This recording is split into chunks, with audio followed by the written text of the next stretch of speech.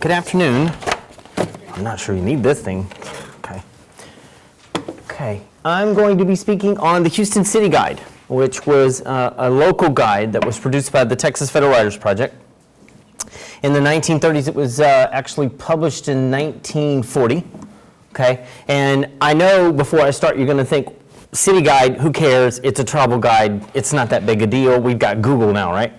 But see, the difference was when this thing was compiled, it was encyclopedic, which means it was going to stand the test of time. And strangely enough, if you read it, it actually does still stand the test of time, because it not only looks at a history of what Houston was, then actually was in the 1800s, and then in the 1940s, and then you can look back to see what it was and what it is now. So you can also use it as a compare and contrast, which I like to do, okay?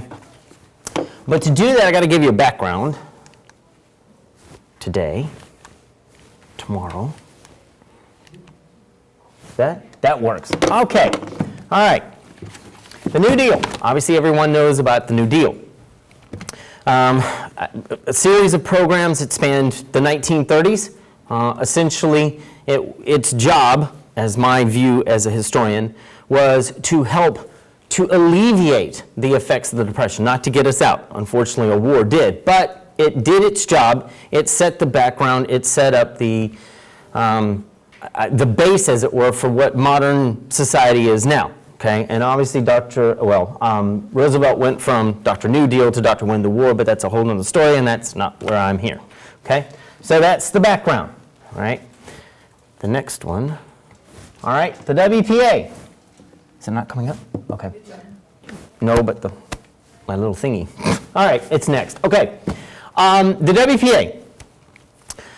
It was during the second New Deal. 1935, when Roosevelt wanted to switch from working on uplifting business, the AAA, the TVA, the REA, to helping people actually get jobs, the CCC, the WPA, the PWA, the alphabet soup. Okay, this was his shining example, as it were, for a kind of a conglomerate organization. It had its hands in everything. Things that you guys don't know about. The WPA Library Project, for example. I don't know if many of you all remember that. No, you don't. Never mind. Okay. Strangely enough, the WPA Library Project, what would happen is that many times the towns were so strapped for cash, they had to close the libraries. I mean, if you're looking at the typical way of services, libraries are the first to go. I'm a librarian, I'm a historian, I get it, okay? Police, fire, I get it, okay?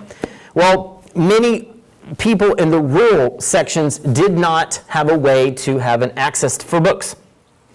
So in Kentucky, Tennessee, parts of North Carolina, sometimes in Texas, in the western part, librarians would actually go on horseback, I'm not making this up, work for the WPA, would have books in her back, the saddles, and go to the houses. And actually, these folks could check out books from her. And she would go every week. And this program was under the auspices of the WPA. Now, obviously, under the WPA, they built libraries, bunches in Texas. I think I've got some pictures. Or not. Oh, there you go. There's one. That was the idea, was to promote confidence. Because if you give someone a job, then they get a little bit of some confidence within themselves. They're supporting their family. That's a good thing. So, you know, and of course it had its detractors. We piddle around. That was one. Anyway, here's another one. You know, with the red, white, and blue, you got to go with the big colors there. Okay. Now, some projects I wanted to go into before I got on the state guide, because I think a background, as I am a history professor, a background is a good thing to see. The Griffith Observatory in Los Angeles was built by the WPA. You can all ooh and ah now. Hey, thank you very much. The Dock Street Theater in Charleston, South Carolina, it's still being used. Okay. There we go. All right on cue. And I'm sure you all know about this. There we go. All right. See, I'm working for the Tourist Bureau. All right, well, now you can see that, obviously, things that we still use, right? I mean, I know you've all been on the Riverwalk, right? Every one of us in here? All right, see, there you go. And you did you know this? No. You're lying to me. Oh, see, one person did. And that, I don't know whether you're proud of that or not. See, there you cue the laughter. All right, it was built by the WPA. There's also something else. You have a museum. Oh, well, that too. Yeah, well, it's not there anymore. Well, actually it is, but it isn't, right? It's the TEDCYFG, I don't know. Wait, which one? Robertson Stadium, or you've been to the new one? Both? Oh, okay. Well, there you go. WPA. And that, because I think there's a museum, they're represented out there, which was really weird. Okay. That was one of the original buildings, I believe, of Hobby Airport. Yes. Okay. All right. See, there we go. See, and I just brushed right into yours, sort of. That was awesome. Yeah, there you go. Okay. All right, and then obviously the projects within the library we just talked about. Tons. I can't tell you how many libraries have been built by the WPA and in use to this day. I understand that the WPA has its distractors, but I think the upside is more than the downside. And obviously, with all these libraries that were built, not only school libraries, public libraries, some academic libraries, it's just too many. LaGuardia Airport, I could keep going. Aha, and there's the WPA. That was in North Carolina. Not only did they have horseback, they had this too, which I thought was cool. That's cool. Mm-hmm. My thesis was actually over the Federal Writers Project in North Carolina. So my chair and I did a lot of, my dissertation chair now, and I did a lot of work within this. So it was kind of cool. He still thinks it's cool, I think. Okay. Okay, there you go, the WPA Library Project. I keep harping on this because I'm a librarian, and I think it's a big thing because a lot of people didn't know. And unfortunately, in that time, not only did the publishing go away, so did the need for books, at least people to have housing for them, and I think it was a good idea. So, all right, as we keep going. Okay, next thing. Federal project number 1. Under the WPA umbrella, it was Harry Hopkins' idea, who was the head of the WPA, to put white-collar workers to work. Because the thing was, would you want a librarian to dig a ditch? Probably not. Okay. Would you want a historian to build a house? Probably not. Okay. So we had to have something for those white-collar workers to actually do something productive. Came up with this idea. Under Federal Project number 1, there was the Federal Art Project, the Federal Theater Project, the Federal Music Project, the Federal Writers Project, and Historical Record Survey. Okay? All those came under that umbrella. They all existed in Texas. Okay? There's one. Murals all over in the old post offices out west, all over the place. They're still there. And this was the art project, and what a lot happened was they would have folks to come out and they would pay them a fee, whatever that would be, and they would just paint. Or, I know this is going to sound weird, this happened in New York City, they would give them a mold of clay and say, go make something and we'll pay you for it. See, I know you're laughing. But again, you're doing your craft, you're getting paid for it, and these men and women actually believed that they were making a contribution to society. Okay, and the many writers that I interviewed, both for Texas and North Carolina, their main theme was, you know what?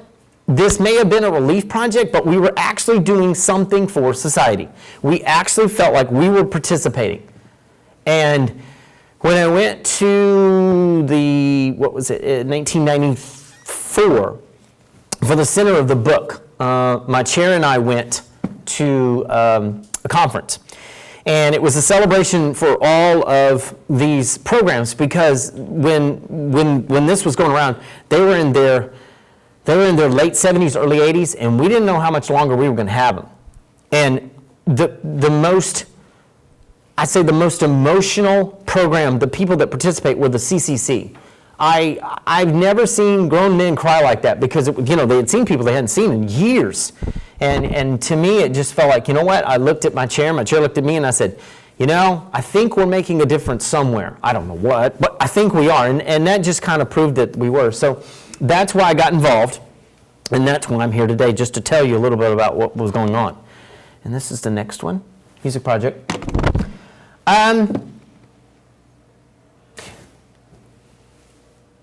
Tell me something. If you are living hand to mouth and you can barely feed yourself, you're not really thinking about going to see an orchestra, right? Free. Free orchestras in towns, in hamlets all across the United States. These men and women were actually paid to continue their craft. And so, you know, I thought it was a cool thing. The Federal Music Project, it wasn't as big in Texas as it was in New York City and Cleveland and the Northeast, but it's still, you know, the orchestras were still around. They did move Amarillo, San Antonio, Austin, Houston, of course. Okay. Theater project. Yep, actually happened. They would put on plays. Okay.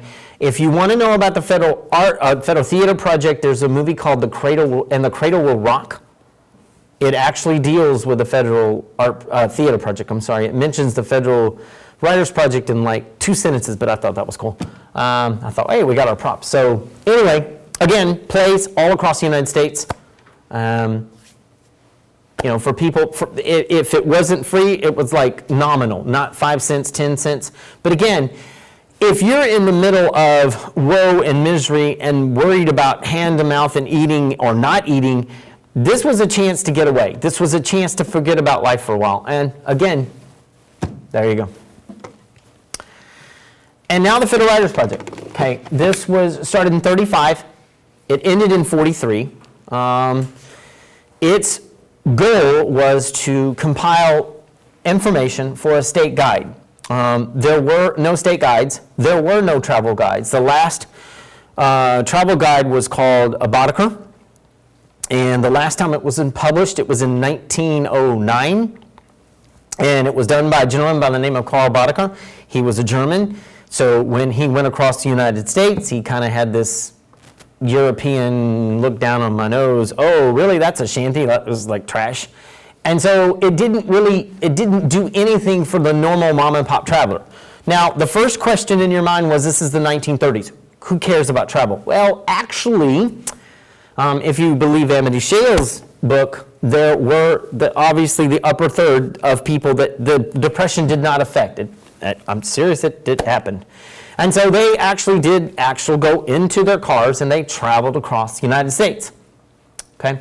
And this was also so good that it had a background, as I will show you in some X slides, and I will describe them to you, that it was so detailed that it, to this day, as I still research it, the information that is in there is still relevant to this day.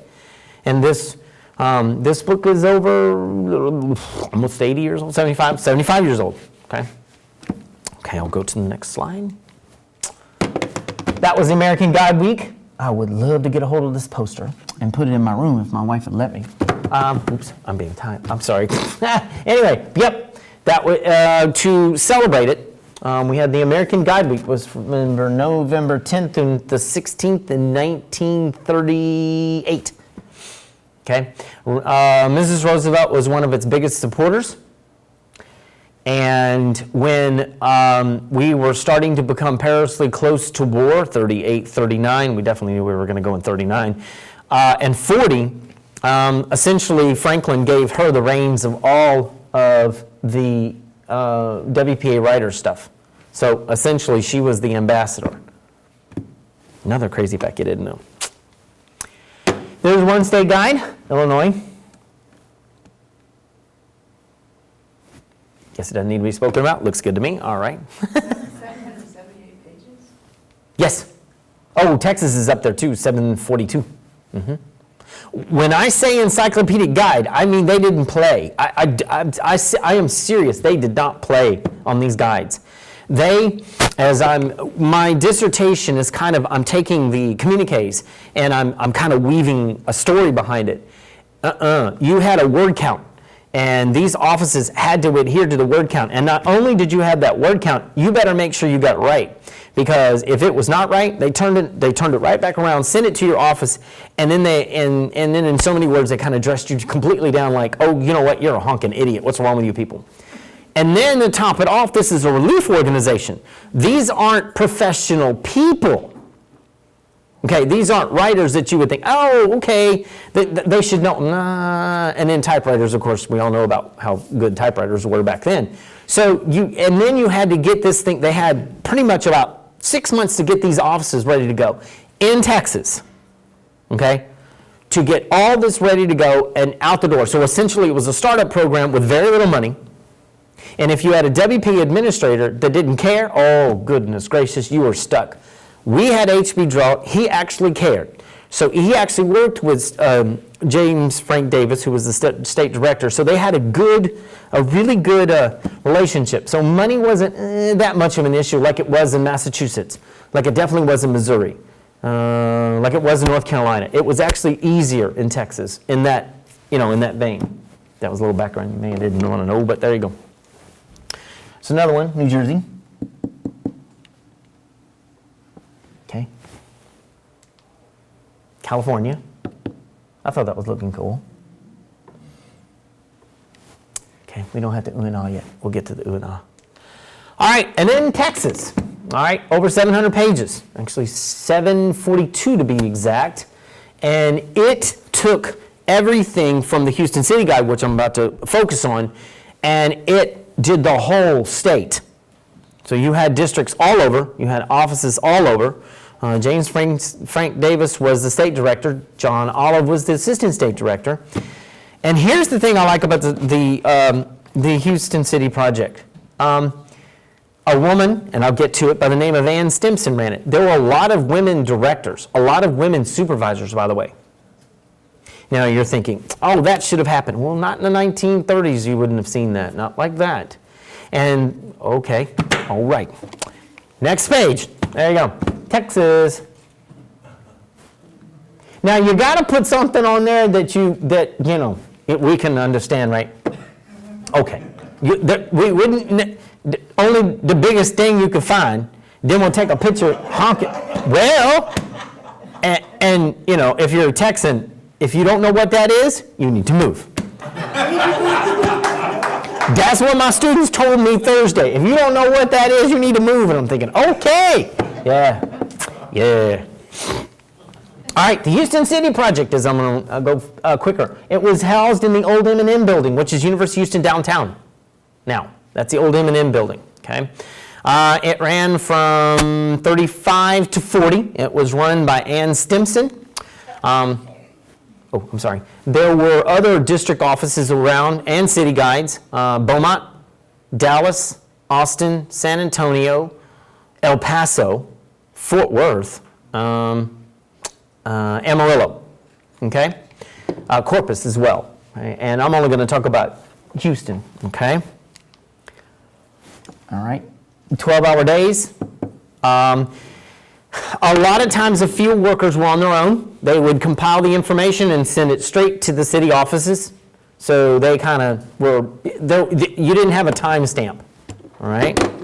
All right, and many of the workers actually lived in Galveston, but they didn't travel, of course.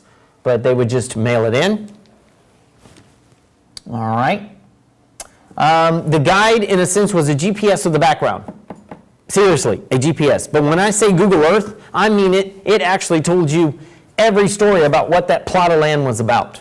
Right? And there's your city guide. Kind of big then too. And actually you can see this online. All right. There's another one. That was the revise. Yeah, Texans with guns. Okay. All right, here we go. All right. Okay.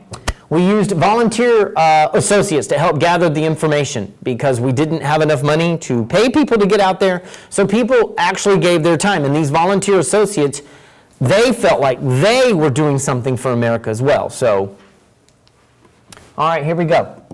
There's your guide. Table of contents. It was huge, 349 pages. And when I mean it, they took encyclopedic look. every small little bit piece. Then you had all your sections, then your maps, and of course you have to have your churches. All right, and then of course everything. They left nothing to chance. If you're going to move or visit this town, you're not going to get lost, and you're not going to leave dumb, because it's going to tell you exactly what it was about. See? I like the pictures too. Oop, I know there's more. Oops, there we go. Got to have that in there. In Harrisburg. See, that's what it used to look like. I don't even think it looks like that anymore. No. Nope. Not anymore. Okay? And most of the stuff is still here. All right? And then you've got, it also describes the buildings. Each of the, and inside the buildings too, the lobby ceiling, it went all over. It talks about some school in the University of Houston, I don't know what that is. They're not here anymore.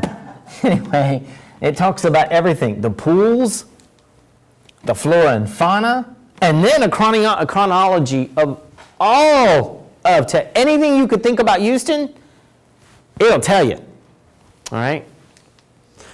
Then you have to have the map, because it's sideways. That's if you're driving, if you're drunk. Okay, but if you turn it around, then you're going. But I'm serious. But by the way, I showed this to my class. If you notice, State Highway 35, 75, which is 45 now. They decommissioned 75. But again, there's no loop. There's no Beltway 8. Okay? All right, it's actually online. You can actually see it, and you can enjoy it. And this was just me giving you an intro of what it was about. But seriously, it is encyclopedic to almost a fault. Okay. Yes, ma'am. Sorry. They do two things. Yeah. Are they reprinting that by chance? Not that I know of, but it is online now. Actually, I think all the state guides, the Texas state guide's online, so is the Houston City Guide. I have not seen Beaumont. All of the guides, Houston, all the Houston the Houston guides, all the city guides in Texas, and the state guide, and there's local guides too. There's one for San Antonio. There's one for Houston too, but I didn't focus on that on my dissertation. It's at the Texas Room in the Houston Public Library. But they are starting to get all of this under internetarchive.org. They're starting to put everything online. So I can tell you the Texas State Guide, Beaumont, Austin, Dallas, and Houston are online. I can tell you that. Anybody else?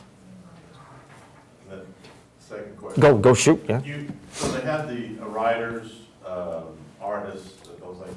So when they would go out to get this information, gather this information, you would have writers and photographers that would go and compile it, or would they use stock footage? Both. I know that Dorothea Lange actually went out and she did a lot of the stuff for the Farm Security Administration, but she ran out with some of the writers as well. I know that some of her stuff was in when they were gathering the information for the slave narratives. That I know.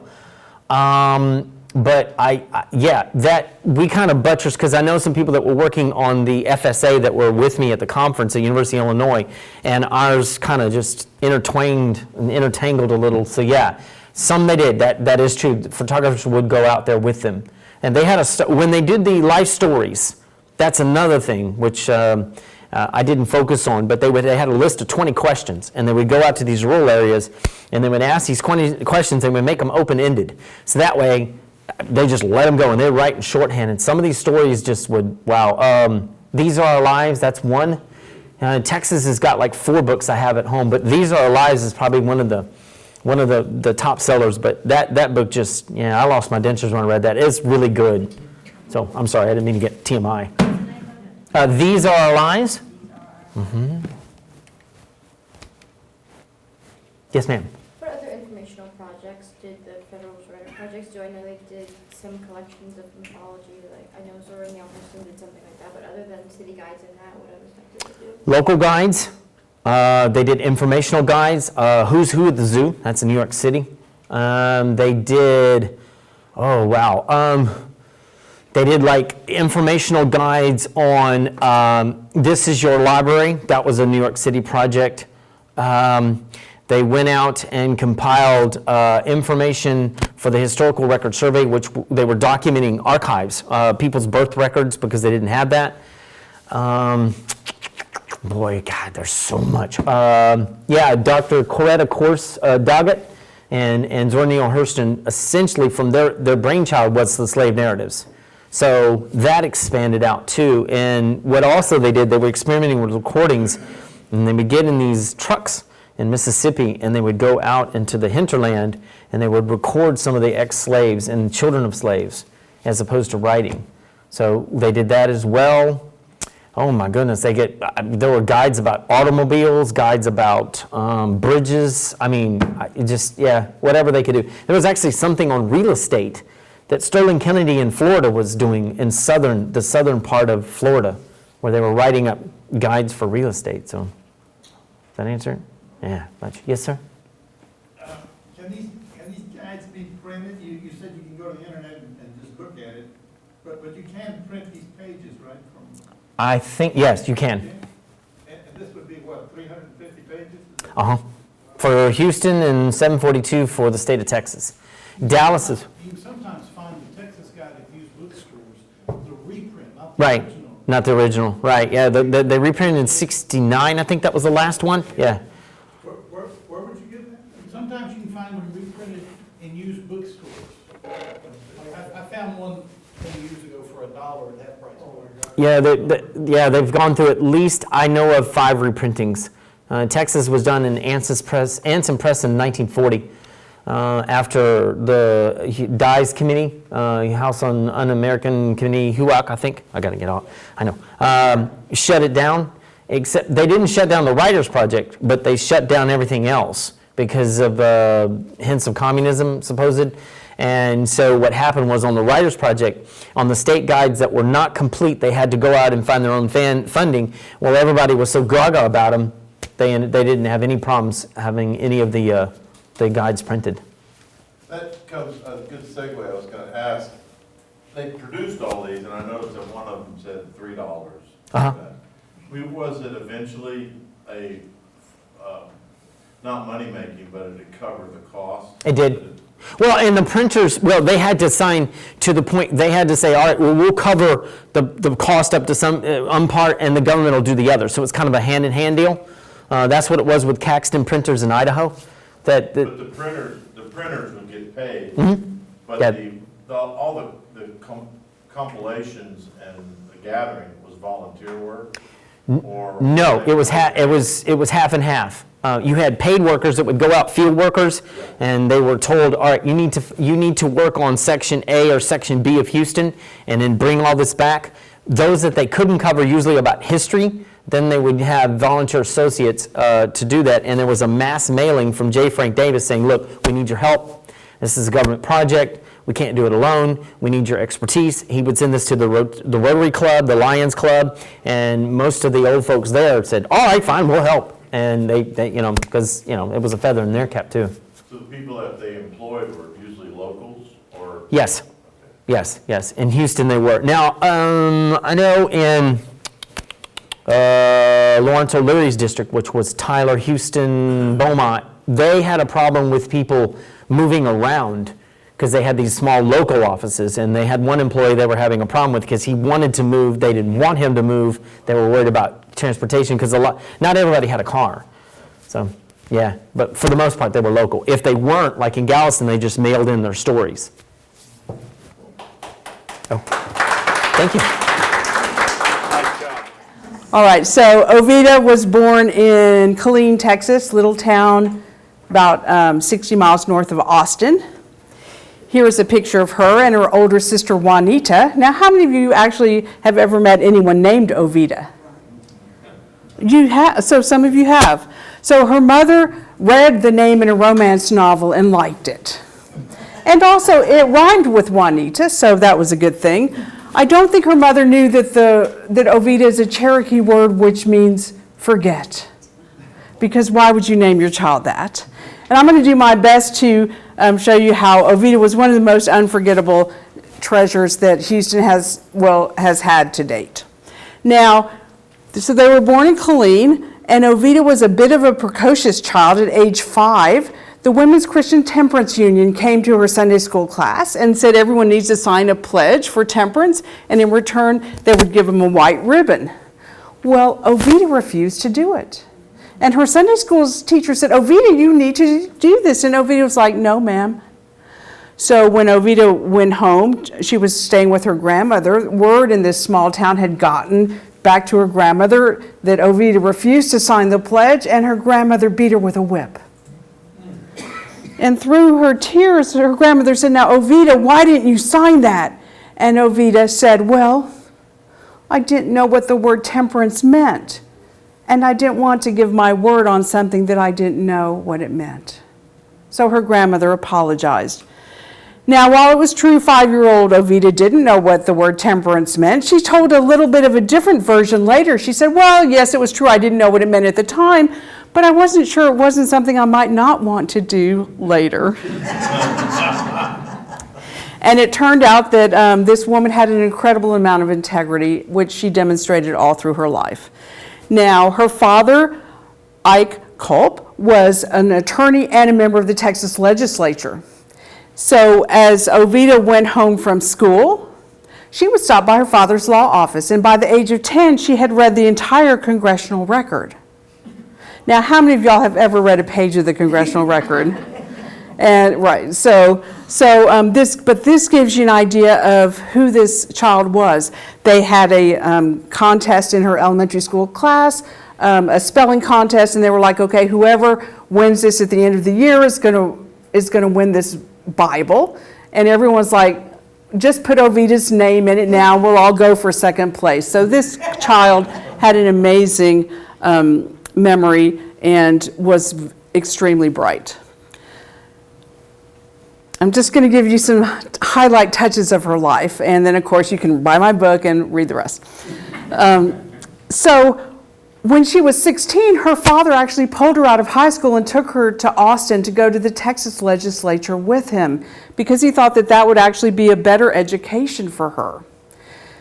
When, as happened in this time, politicians would stop by their house for dinner to meet with her father, and they'd say, hey, Ovida, are you going to be an attorney like your daddy when you grow up? And she was like, yes, I'd like to be one. She ended up actually going to UT Law School. She was born in 1905. I didn't tell you that. But at the time, they didn't allow women to enroll in law school, so she audited classes. Well, one of her classmates was actually the parliamentarian for the Texas legislature. So he couldn't do both. He couldn't be in law school and be parliamentarian. So at age 20, Ovida was appointed parliamentarian of the Texas legislature. So here you are. She's not old enough to vote. Of course, women probably couldn't vote. No, they could vote, but so here she is.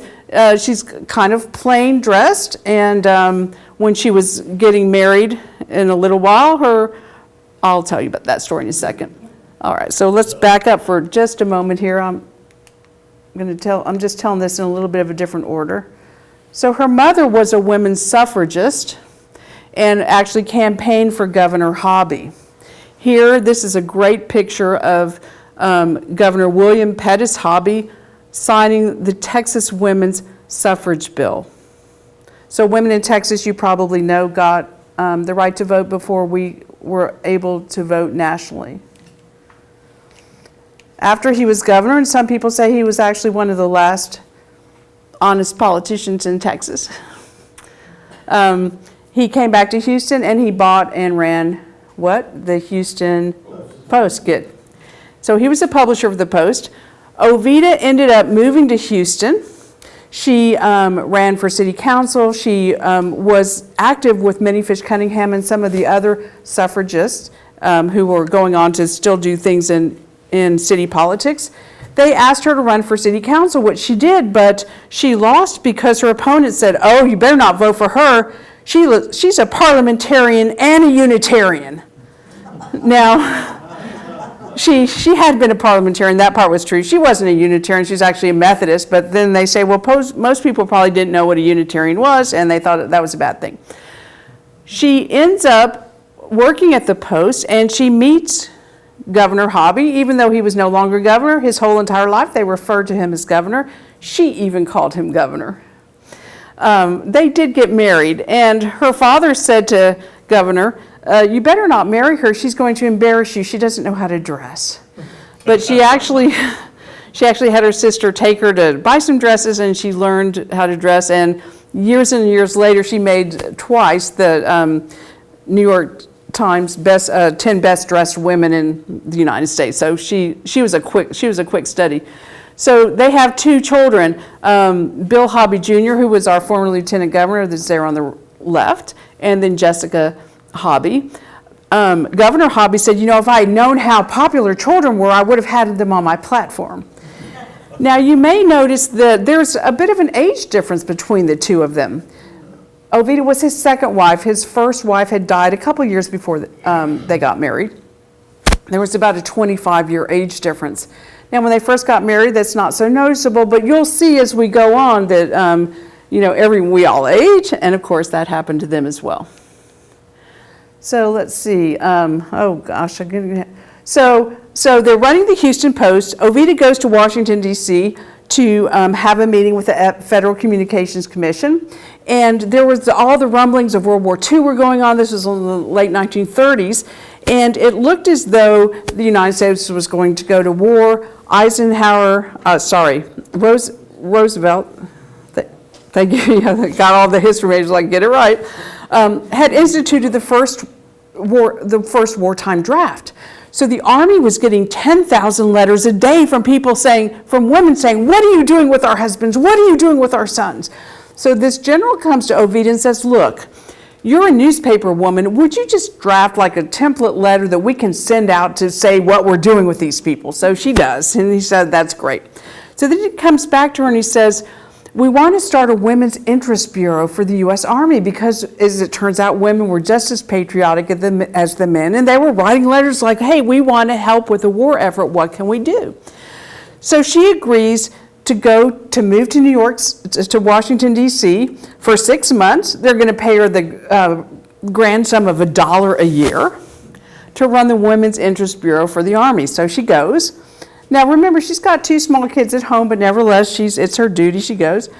Then the general comes back to her and he says, would you design a women's Army Corps? We've kind of drafted all the men we can, and we think we're going to have to get some women. So she said, fine. She goes to France, sees what their Army Corps is doing, goes to England, sees what their Army Corps is doing, comes back, draws up a plan, gives it to the general. He's like, this is fantastic. They said, well, would you run this for us? And she's like, no. I'm trying to run this major newspaper back in Houston. I have 2 small kids. I'm not going to do it. So she moves back to Houston. Then a couple months pass. It's a Sunday dinner. They're all sitting down. The phone rings. She answers it. She comes back to the table. Her husband's like, hey, who's calling us like on a Sunday night? She's like, oh, man, that's General Searles. He's like, General Searles, what's... She said, well, he's calling me again. He wants me to cut. Then her husband's like, you should not have made him ask you a second time. This is your duty, and you're going to go run that Women's Army Corps. Now, as you know, as a historian, if we hear this through our feminist ears today, we're like, are you kidding me? He said that, but it wasn't like that. At the time during World War II, people were patriotic, and her husband was like, no, really, our country needs you. And he knew who Ovida was. Years later, people are like, Governor, did you know how smart Ovida was? And he was like, oh, I knew it all along. I was waiting to see how long it would take the rest of the country to figure it out. So he understood. And I have to say, that was pretty darn progressive of him, in the early 1940s to say to his wife, go to Washington, D.C., go run the Women's Army Corps. Don't worry about things here. We'll take care of things here. So that was pretty amazing. So she does. She goes to Washington, D.C. Here she is being sworn in. Now, they first called it the Women's Auxiliary Army Corps. And I want you to look at this picture. She's got a great hat on. She's got the white gloves. Now, why isn't she wearing a uniform to be sworn in? That, exactly. Oh, y'all know, y'all have read my book now. You know, exactly. One of her first duties was actually to design the uniform. Here she is in a promotional poster that they were using, trying to get women to enlist. And here she is. She's having a press conference when she got the first uniform delivered that she had herself designed. If you'll notice, there's only women reporters there. Apparently, wasn't okay. And I have to show you this great picture. So she was a newspaper woman, and one of the things she tried to make sure was that she was never shown smiling wearing her uniform. Why? She didn't want people to think she was having fun doing this job, because I will tell you, there were a lot of pissed off people that there was going to be a women's Army Corps. There were a lot of men who didn't want to relinquish that wonderful male institution to women. Now, so the newspaper headline in this is great. It's like Director Ovida Kolb-Hobby's wearing her the first Women's Army Corps uniform. It's the most expensive Army uniform ever. It costs $259.43 a year to outfit every woman in this uniform. And she had a lot of trouble. They wouldn't let him put pleats in the skirt. They said, no, it takes too much material. They wouldn't let him have leather belts. They're like, no, we need the leather for the war effort. So they gave her a lot of pushback on this uniform. And I promise you, she probably hated modeling it. Now, right after this, she was appointed a colonel. And she wanted to go to officers training school. But they were like, I'm sorry, but the Army regulations say if you're already an officer, you can't go to officer training school. Now, this was a problem because she was having to do things like review the troops, and she really didn't know what she was looking at. This is the hobby hat that she designed. Why did they call it the hobby hat? Well, the troops said she was really the only person who looked any good wearing it.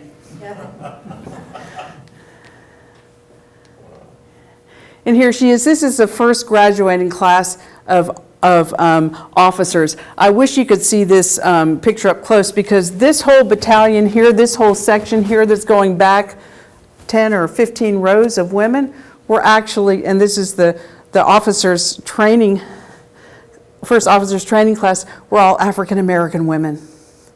And she made sure that the African American women had officers who were also black women, because she wanted to give the women leadership roles.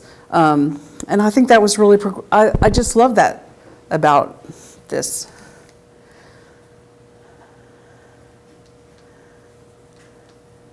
Come on. She made the cover of Time magazine.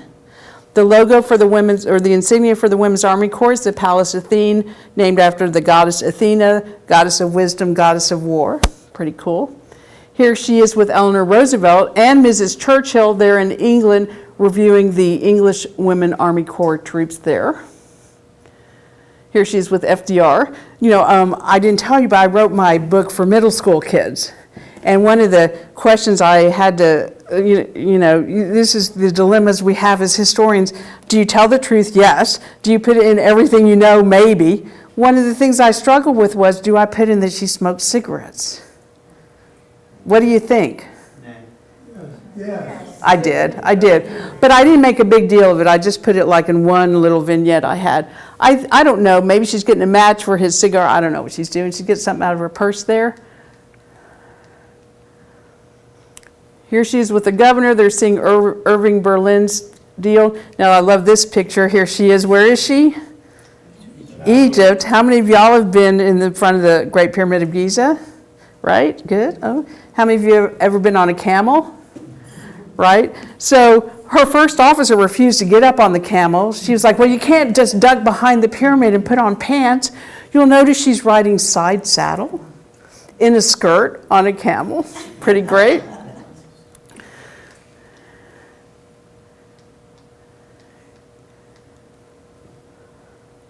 Colonel Hobby. So I don't know if you can see this, but she's actually starting to gray. She worked 18, 20, sometimes 24 hours a day. Sometimes she worked all night, went home, showered, changed uniforms, went back to work the next day. After 2 years, she was exhausted, and she actually retired out because she was exhausted.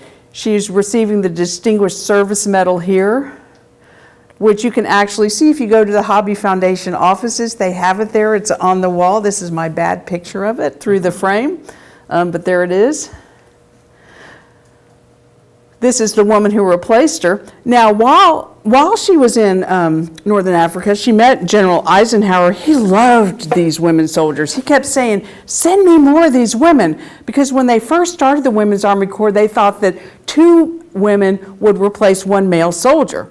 But of course, as it turned out, 1 woman replaced 8 to 10 male soldiers. Well, why is that? Well, because the women were as patriotic as the men. They were used to taking orders, and they didn't get in fights like the men did. But Ovida had a lot of trouble the first time they went to pay the female doctors in the Women's Army Corps. The paymaster refused. He said, well, the Army regulations say I'm only supposed to pay people, and women aren't people. And so the Congress... No. But she went before Congress with a congresswoman, and the senators, they passed a thing saying, no, you really do have to pay these women.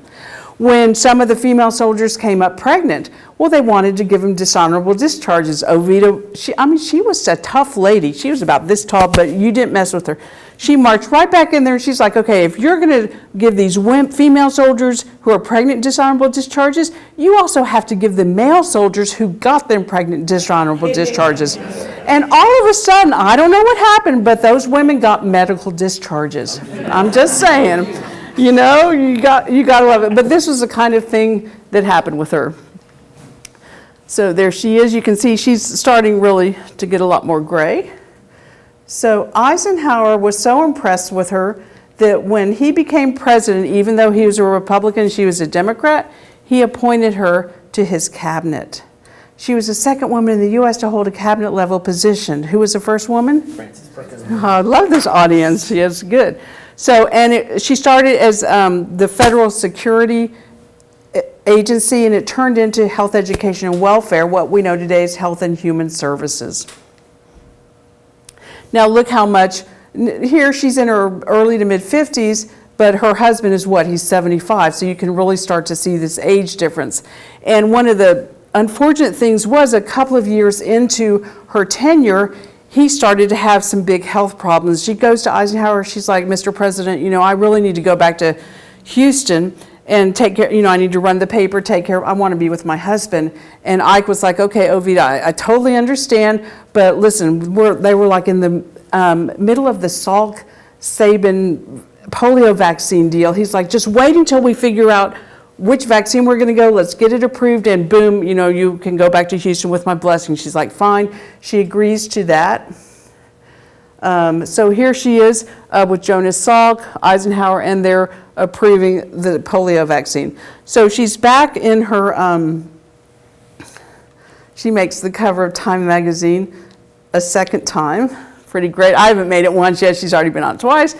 So she's back in her office, she's packing her bag, she's fixing to go back to Houston, and in marches the Surgeon General. He's like, Madam Secretary, I have to talk to you right away. She's like, sure. Takes off her coat, says, please sit down. He said, well, there's been a horrible accident. Some people have died from the polio vaccine. Okay, now she's pissed.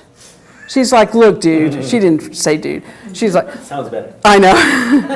So I have met with you once a week for an entire year, and you never told me that this was a possibility. What happened?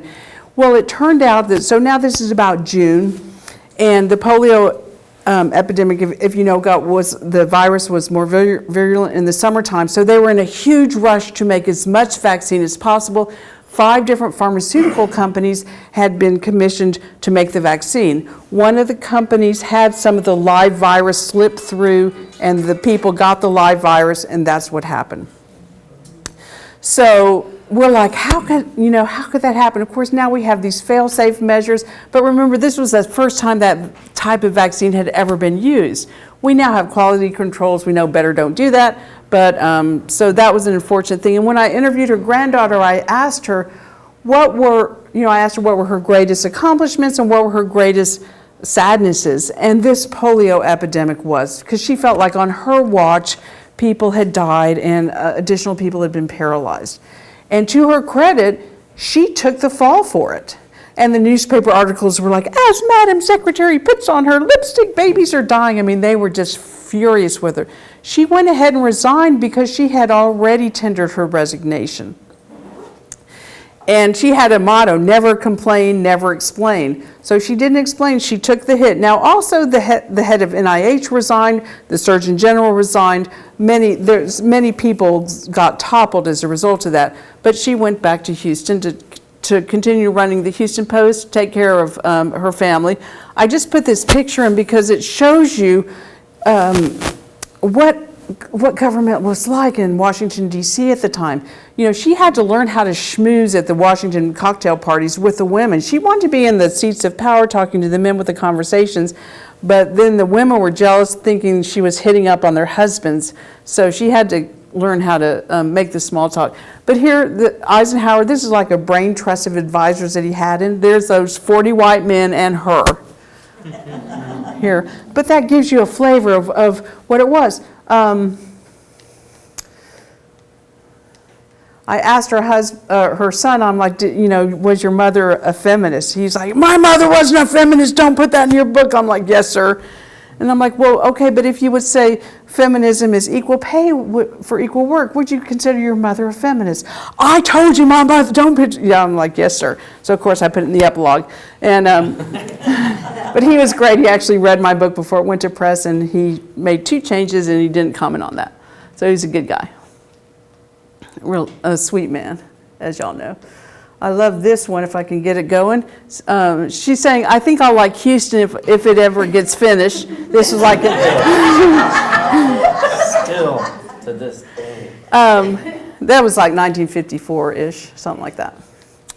So she was a good friend of LBJ. I didn't talk about their relationship at all. When she went before Senate to be approved as head of the Federal Security Administration, LBJ was a senator at the time, and he introduced her, and he said, Ovita's the kind of person that you want to run this agency or be the trustee for your estate. So that just gives you a flavor for him to say someone's honest. That's cool. He signed a lot of legislation. Here's the Public Broadcasting Act, and she's sitting right next to him. In Killeen, at Central Texas College, when they built that college, they dedicated the library to her. And he was there at the ribbon cutting ceremony. Here she is in her house in River Oaks, great wallpaper. She started collecting artwork in World War II, did it her entire adult life. And as she downsized her house, she donated many pieces to the Houston Museum of Fine Arts here. She helped start the Houston Symphony. She was very instrumental in a lot of the cultural activities of Houston through the years. This is a historical marker in Killeen to her, and also the Women's Army Corps. And this is a marker outside her birthplace. This is the house she was born. And look how she wanted to be remembered, because I promise you, she was the one who said, this is what I want my gravestone to be. I think part of it was a woman of that generation. This was traditional, the way you do it, but she was a lot more famous, really, than him. But this is how she wanted to be remembered in history, which I just think is interesting. In 2011, they put out a postage stamp for her. And there's my book. I'm happy to.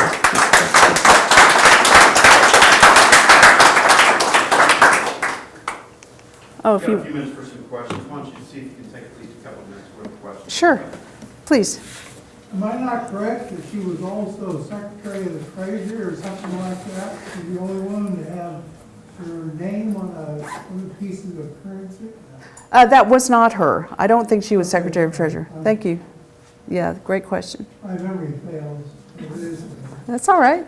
How Lieutenant Governor Hobby, what's the relationship? She's his mother. And when I was doing the timeline for the book, I'm looking her birthday, January 19th. I'm a Capricorn, she's a Capricorn, fantastic. Then I look at his birthday, January 19th. I'm like, wow, what was that? It turns out he was a cesarean section. Then I look at her daughter's birthday, January 19th. I'm like, are you kidding me? But no, she was. And at that time, if one child was born by C-section, subsequent children were. but why would you have your kids born on your birthday? Now, I asked the family, and everyone, they didn't think twice about it. I just think she was really efficient. One birthday, one party, one cake, done.